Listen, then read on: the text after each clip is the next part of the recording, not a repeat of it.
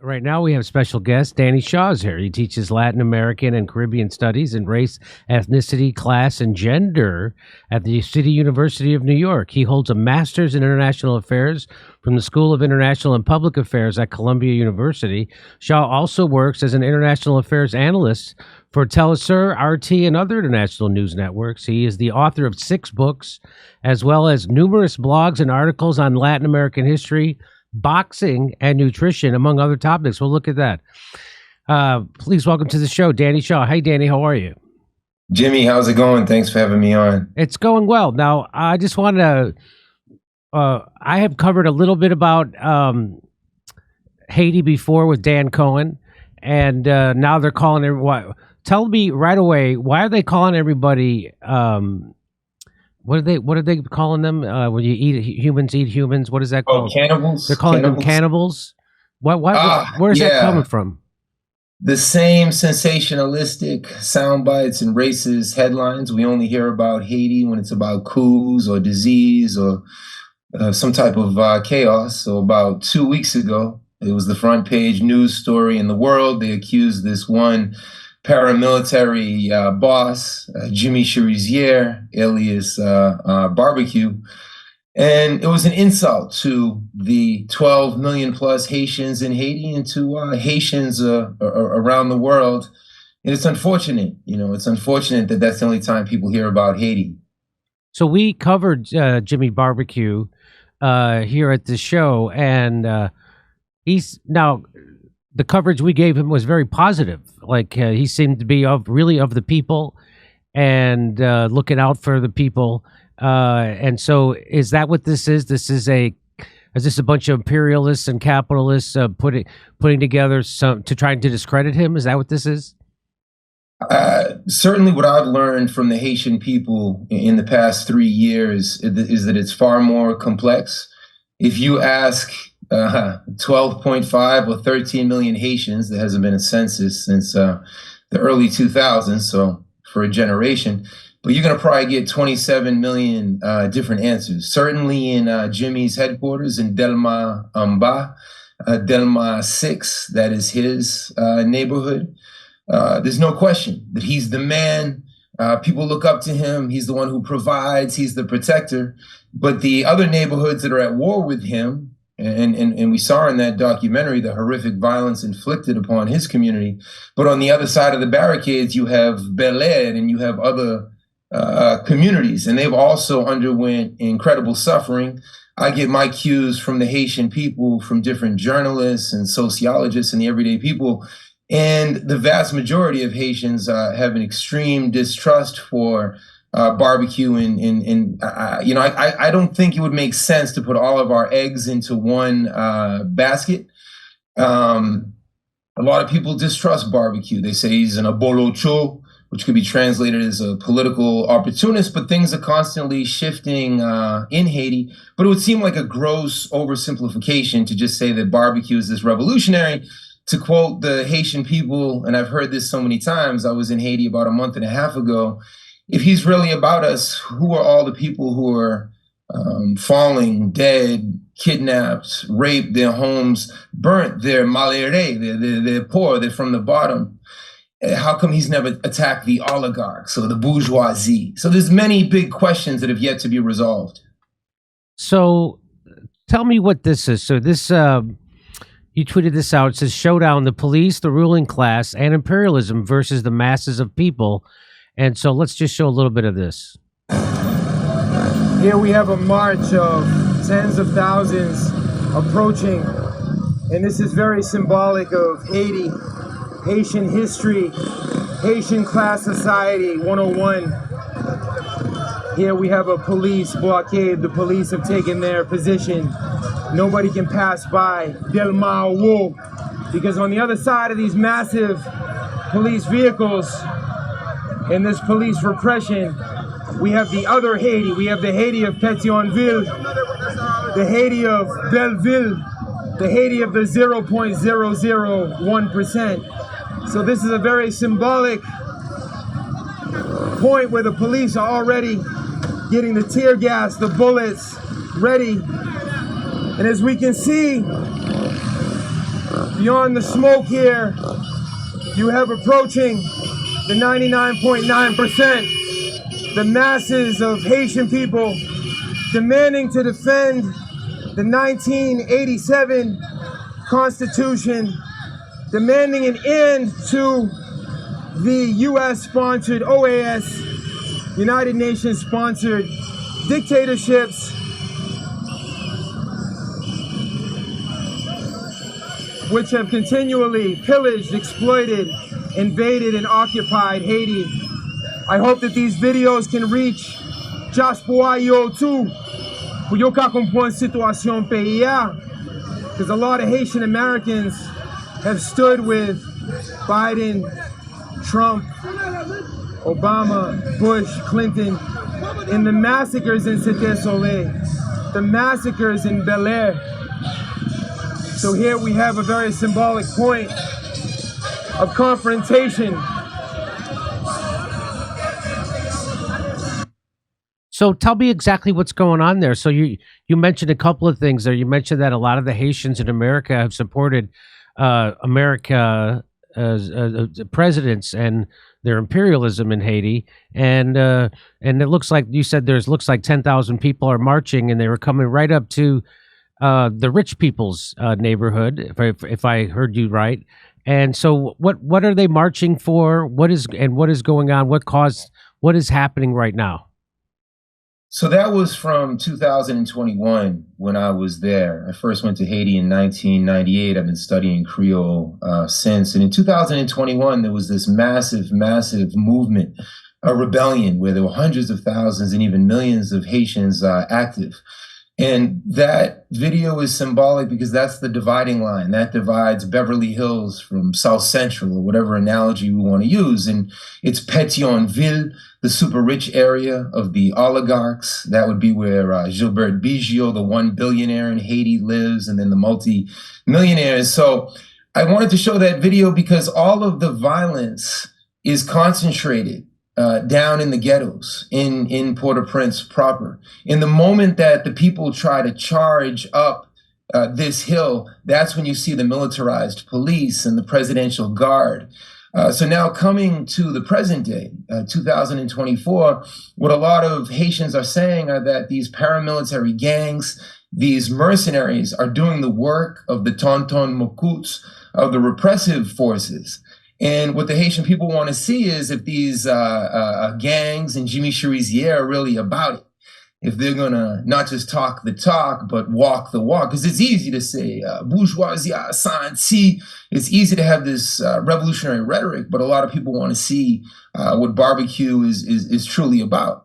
And there's no question that there's been so many mainstream attacks, and all of these National Endowment for Democracy and CIA cutouts have attacked barbecue. But a lot of people are still trying to see what he's truly about. So I thought that was a good way to prep for people to have a more solid understanding of the class struggle and the anti-imperialist struggle. In Haiti, there's no question that Haiti continues to be a neo-colony of the United States in an economic, diplomatic, military, and political sense. And so so you're saying that the people of Haiti are fractured, right? They're not together. I'm not talking about the ruling class, but I'm talking about so there's Jimmy Barbecue, and are there other warlords, for lack of a better term? Yeah, warlords is one of them, gang bosses, mercenaries, guns for hire.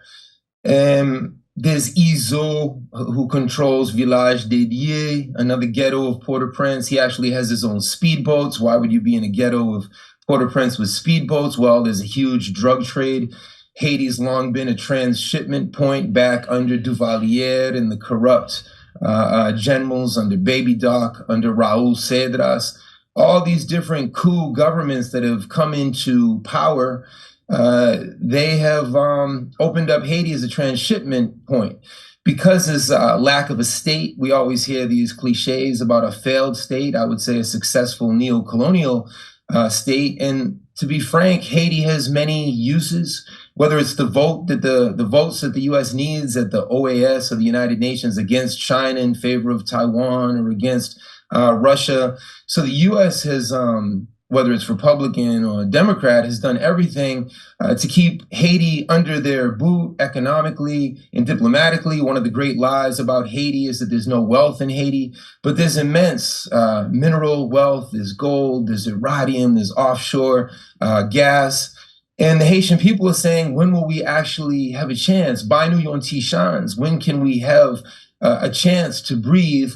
And similar to the people in the West Bank and Gaza, they ask, why does the West continue to exploit us, manipulate us, and invade us? The U.S. is preparing for their fourth invasion and occupation of Haiti in the last 100 years. But what the U.S. is doing now is the U.S. is going to give the $333 million and try to deputize the Kenyans or soldiers and police from Benin. They've mentioned the Bahamas, Guyana, Jamaica. So the U.S. is trying to deputize another quote unquote multinational security force to invade Haiti. And the Haitians are saying, absolutely not. We don't want another fourth occupation in the past 100 years. Why is the United States, so what is the pretense so the United States is trying to put together this kind of multinational force to go in and occupy? Who's the ruler of Haiti right now? Well, Ariel Henry, the president, is now, or the prime minister, who was appointed by the United States through a tweet from the State Department days after Jovenel Moïse was assassinated, July 7, 2021. So there is no government. The U.S. is trying. Anthony Blinken just came from Kingston, Jamaica last week, and there's supposed to be this transitional government with 7 representatives. This is highly challenged by the Haitians. They don't believe in a lot of the representatives, and those are the very questions that we have, Jimmy. Is it the Haitians are asking? Is it 2024 or is it 1492? Columbus first hit St. Nicholas. And, how many centuries later, the Haitians continue to have no sense of sovereignty. So why did the former prime minister of Haiti, why did they assassinate him? Who did it? There were 23 Colombian paramilitaries involved. There's now many articles that have been written. These Colombian paramilitaries were connected to the U.S. state. The DEA was involved. The CIA certainly was involved. Private security firms in southern Florida. There were others who wanted to be president. So Jovenel Moïse, who was really a U.S. picked successor to Michel Martelly. Hillary Clinton flew down in 2010 to say that Michel Martelly should be benighted as the next president, even though he had no popular support. There hasn't been a participatory democratic election since 2000. That president, Jean-Bertrand Aristide, loved and admired by the vast majority of Haitians, was couped first in 1991 under Clinton, and then he was again in 2004. He received his second coup. So these governments have been extremely unpopular, and that cuts to the crux of the matter. Why can't the Haitian people decide their own political leadership? So I don't know, why can't, so there is no functioning government right now in Haiti? Is that what you're saying? No, the gangs have been in complete control, these death squads. And I was down there a few weeks back. I stayed on the barricades in neighborhoods like Solino, like Fort Nacional. And it's the entire communities that are out there with whatever weapons that they can use. There's a movement called Bois Calais. And then you have these extremely well-armed paramilitary gangs. They have weapons that cost anywhere from $10,000 to $30,000 on the streets of Haiti. Of course, the logical question is, well, if most Haitians survive on less than $2 or $1 per day, and many of these street soldiers who are under Vital Homme or Katsan Mawozo or whatever gang boss, they haven't even ate properly for breakfast, lunch, for dinner. How can they then be gripping these automatic weapons, 99% of which come from the United States? There's also Israeli Galils that we've researched. And it's just fascinating that the Haitians continue to be in this colonial quagmire. I mean, it's naked colonialism. It's important to talk about Haiti. The Washington Post had a very riveting, tantalizing headline today: "Is Haiti damned because of voodoo and some historic curse?" And the author from the Washington Post actually debunked that and said the true devilry, the true sorcery against Haiti is foreign power. So you don't think that? So I just don't get it. I really don't understand. I still don't understand what's going on in Haiti. I don't. So they had a government. Then the United States CIA knocked off their president. We don't know exactly why. Maybe the president wasn't doing exactly what the capitalists in America wanted. There's so many rumors and allegations, and we can sort through it, certainly. But Jovenel Moïse was just the next iteration of this dictatorial party. It's called the PHTK, and it translates as the Haitian Bald-Headed Party, because their first dictator or president, Michel Martelly, the one appointed by Hillary Clinton, he was bald. And these are individuals who have no political experience, and they're just hand-selected by Washington. No, it makes absolutely no sense. And that's why Haiti continues to hemorrhage its people, because there's not a popular government. And we have to unpack that 2004 coup, which was a media coup. Another nickname for Haiti is the Republic of NGOs. And the NGOs in Washington shut down all the aid in 2003 and 2004 in order to carry out their February 28th coup that year. So, okay, let's move on. Let's. Mass demonstration, weeks and weeks of mass demonstrations in Haiti. So that's also, this is also from 2021, weeks and weeks of mass demonstrations. Did it lead to anything, those mass demonstrations? Did anything come of it?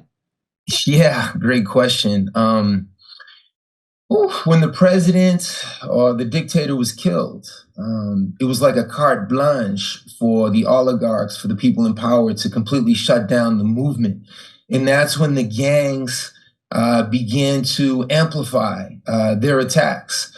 So if we look at Port-au-Prince, when you say their attack, who were the gangs attacking? Burning down entire neighborhoods like Bel Air in Kafoufe. There's upwards towards 500,000 refugees in Port-au-Prince right now. Why would they do what? So why are they doing that? Because that was the base of resistance. And none of these corrupt politicians... Resistance to what? Resistance to this dictatorial neo-colonial model. It's called the core group, where the U.S., the former colonizer, France, and Canada, as well as Brazil, shamefully, and their other junior partners, they've formed this core group, and they're the ones who've been selecting the dictators and making all of the big economic and political decisions for the Haitian people. So there's no sense of democracy. Haitian people have no voice right now.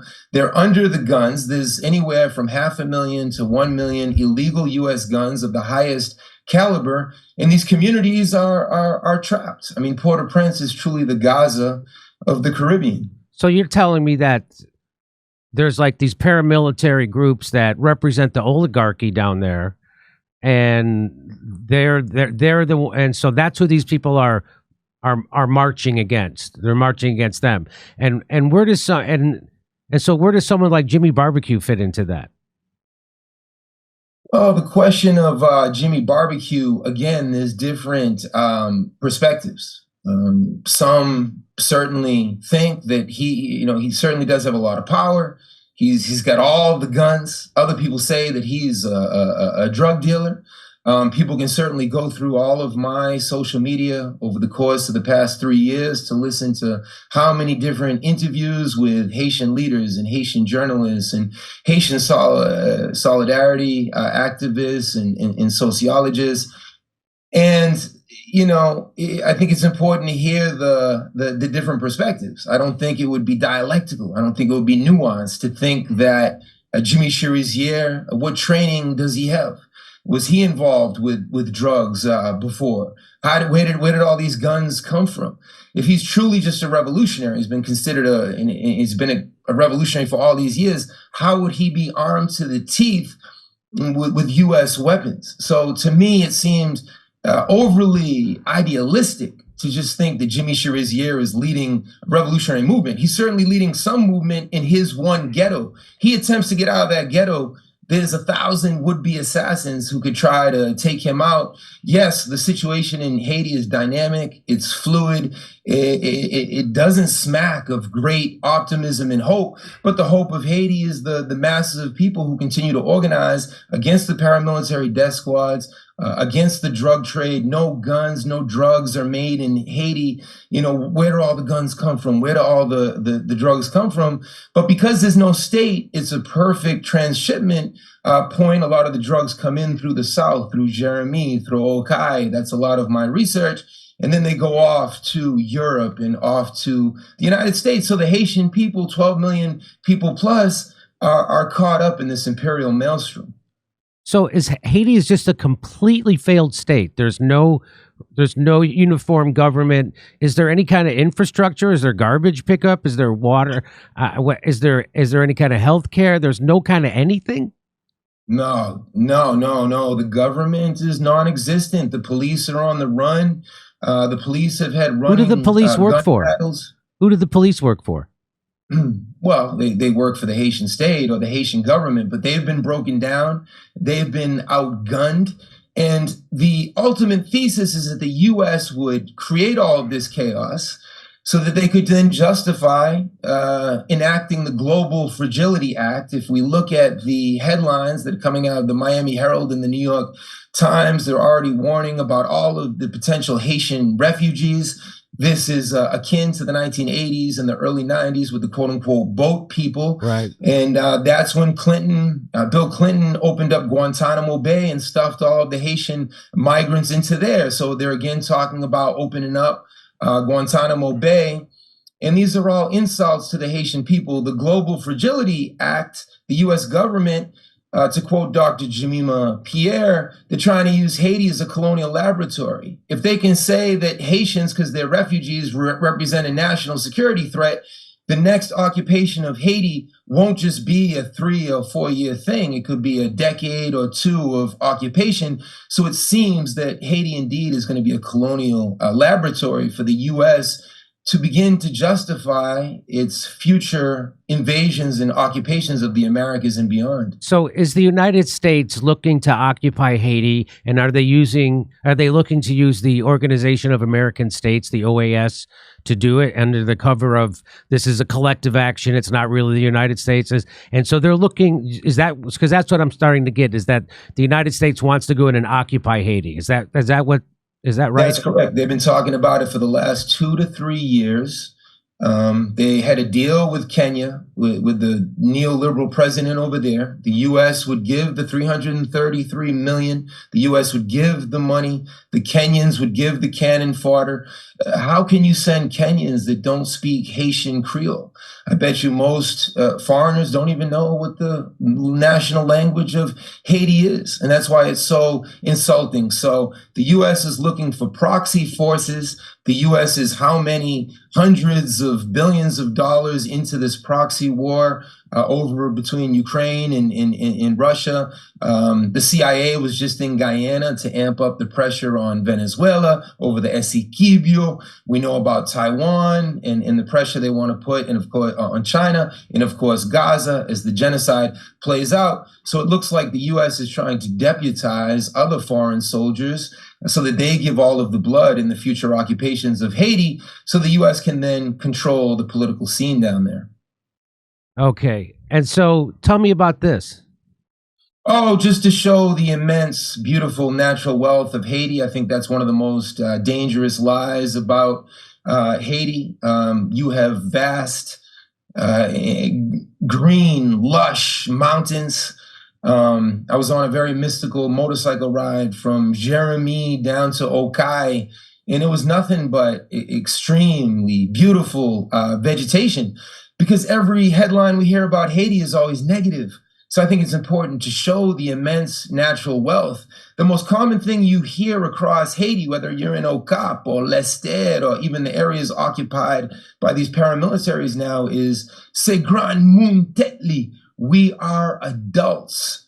And why do the Haitians have to say in 2024 to the world that they are adults, that they're capable of their own sovereign, self-determining decisions? So the best thing that we can do here across the United States and the West is fight against this next military intrusion and interventionism.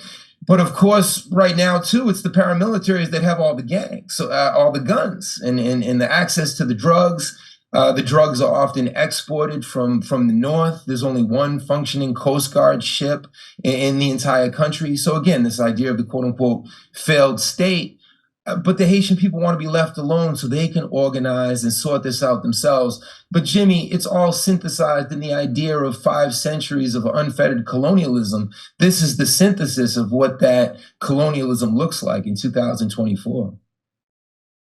So what do you, so there'll probably be an occupation of Haiti then. That's what's going to happen, right?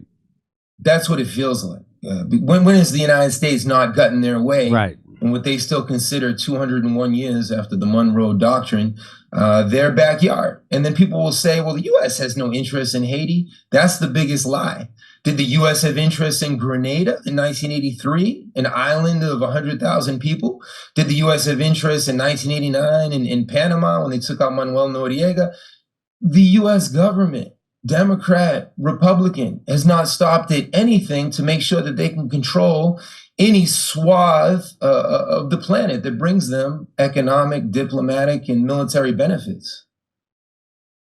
Okay. So, well, Danny Shaw, I appreciate you coming on and educating us about the mess that is Haiti and so yeah, exactly what you said. If the United States wants to occupy it, they're going to occupy it. And it looks like that's the future for Haiti. And do you think it could get worse for Haiti? I mean, even under occupation, could it get worse? Oof. I think certainly it can, because can you hit the next image too? Sure, here we go. Haiti is the Palestine of the Caribbean. Who controls the water in Port-au-Prince? Who controls the water in Gaza?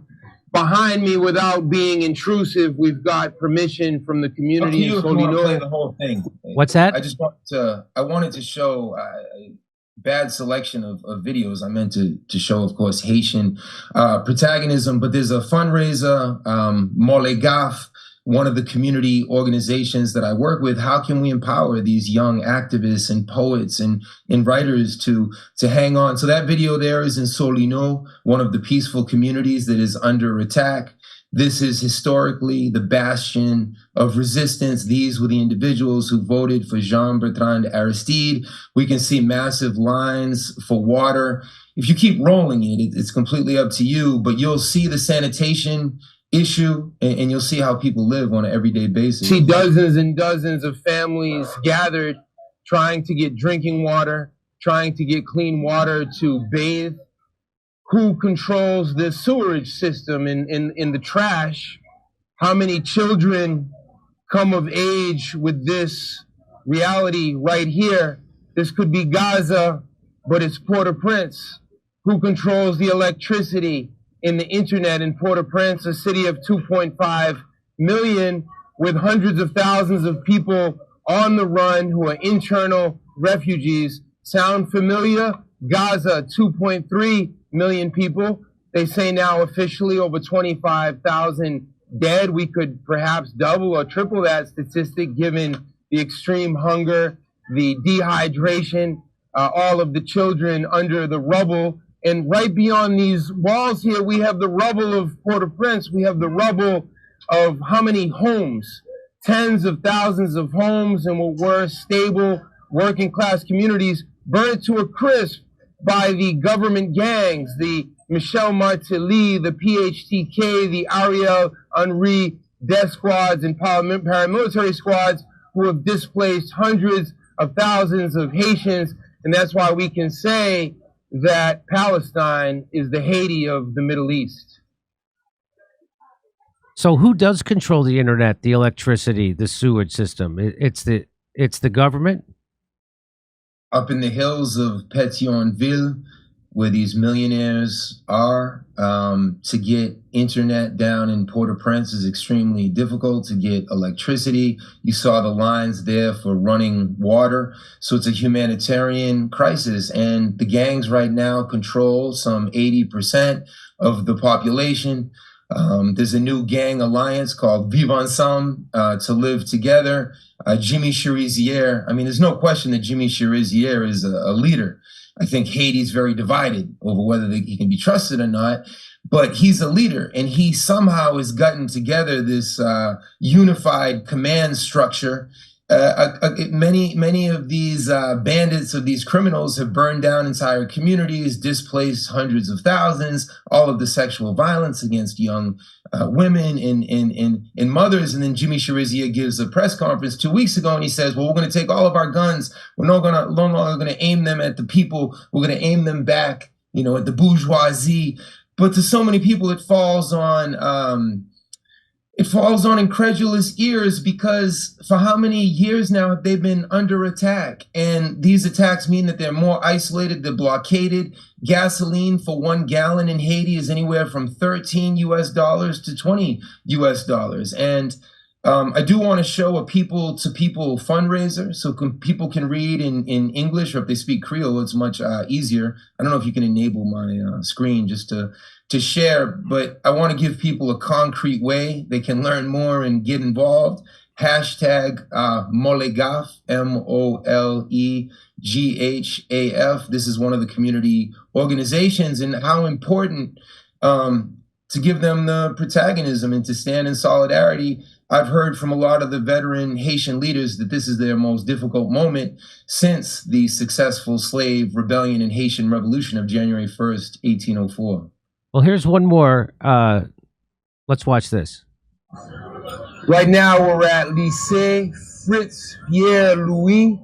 Hundreds and hundreds of families, refugees from across Port-au-Prince, refugees of a state war, refugees of a U.S. war, refugees of a war on Haiti, a war that's underreported. We never hear about it.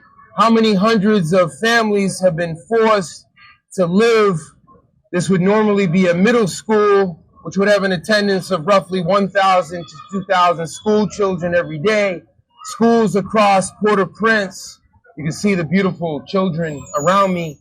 Children can't go to school for the past, in some cases, 1 year, 2 years, 3 years, or longer. This is a massive humanitarian crisis, a massive human rights crisis. And the people in this refugee camp in downtown Port-au-Prince, not far from Sean Mars Park, are asking, where's the United Nations? Where's the Organization of American States? Where's the U.S. government? Where's Biden? Where is the human compassion as this paramilitary gang war rages on? I've been meeting with the different committees who oversee these refugee camps. They've been forced to take over schools because they have nowhere else to sleep. So each classroom that you see has roughly 15 to 20 families. You can see families doing their laundry.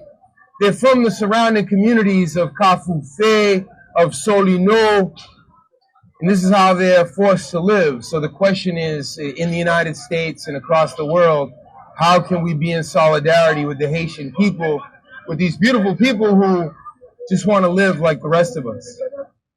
And so what is the answer to that question? Self-determination, in one word, Jimmy.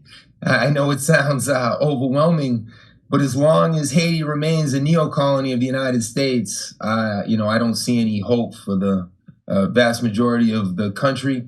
There's this sellout ruling class up in the hills. They don't have to worry about any of these problems, but the 99.9% does. When I visited these refugee camps in late January and early February, they had never seen anyone from the PHT government. They had never seen any aid worker. Haitians don't want pity. They want solidarity. Haitians want to be able to determine their own destiny. So I think the first thing we can do here in the belly of the beast is educate ourselves, understand this unfolding national liberation struggle. I've been inspired by the Haitian people since 1998. When I first went there, I really learned about Haiti because I lived in the Dominican Republic. I was a teacher in the Dominican Republic, and hundreds of thousands of Haitians have been forced to cross that border into DR so that they can survive. But in DR, they're extremely mistreated. You know, it's like a Palestinian in Palestine. There are, of course, foreigners in DR, and there's been tremendous abuses. Of course, the vast majority of Dominican people don't believe in these abuses, but the Haitians don't voluntarily leave their country. And they are going to continue to be refugees until this failed neoliberal or neocolonial model changes. Okay. Well, Danny Shaw, I appreciate you coming on.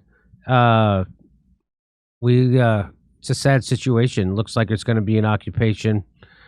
Colonialism is not going to end there soon, but thanks for coming on and talking to us. Anything else you'd like to say before we say goodbye? I wanted to share the people to people fundraiser. Hashtag Molegaf, like I said, just so people have a sense of who the true grassroots protagonists are there on the ground. And follow my work at Prof. Danny Shaw, and people can learn more about this. Follow Black Alliance for Peace, Black Agenda Radio. There's many good organizations out there doing this anti-imperialist and internationalist work. Okay, so what is that? What did you want to share? I want to share my screen so I can show you the. They disabled my screen. We just have to add the link later. Okay, we'll add the link. Thanks so much, Jim. Underneath this video. Okay, Danny Shaw, thank you very much, brother. Hey, come see us do a live stand-up show. We're going to be in Stockholm, Amsterdam, Rotterdam, London, Oslo, Stroudsburg, Pennsylvania, Cortland, New York, Oakmont, Pennsylvania, El Paso, Texas, San Antonio, Texas, Edmonton, Alberta, Vancouver, British Columbia, and Denver, Colorado. Go to jimmydore.com for a link for those tickets.